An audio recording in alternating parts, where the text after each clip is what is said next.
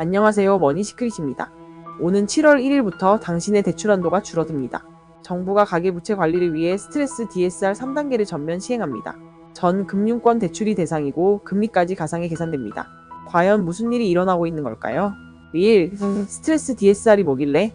DSR, 즉 총부채 원리 금상환 비율은 갚아야 할 모든 대출 원리금이 연소득 대비 얼마나 되느냐를 따지는 제도입니다.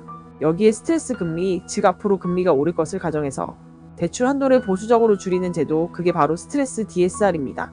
2023년부터 단계적으로 시행된 이 제도는 1단계, 2단계를 거쳐 이제 마지막 3단계로 진입합니다. 그리고 이번엔 전 금융권 사실상 모든 가계대출에 적용됩니다. 이 구체적인 변화는 핵심은 스트레스 금리가 1.5%로 오른다는 점입니다. 예를 들어 소득 5천만 원인 수도권 직장인이 변동금리 30년 만기로 주담대를 받을 경우 기존 한도는 3억 원이었지만 이제는 2억 9천만 원으로 줄어듭니다. 즉 1천만 원 감소. 연봉 1억인 경우도 마찬가지. 한도가 5억 9천, 5억 7천으로 2천만 원 가까이 깎입니다. 신용대출도 마찬가지입니다. 1억 원이 넘는 신용대출에는 스트레스 금리가 적용됩니다. 그만큼 대출 심사가 깐깐해진다는 뜻이죠.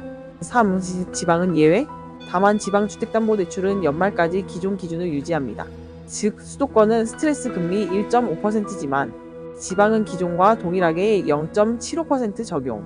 정부는 올해 들어 지방주담대가 가계부채 증가에 미치는 영향이 줄었다며 6개월간 유예하기로 했습니다.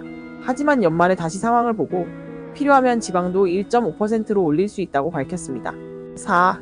제도의 의도와 주의점. 이 제도의 핵심은 한마디로 앞으로 금리 오를 걸 미리 감안해서 대출 줄이자는 겁니다.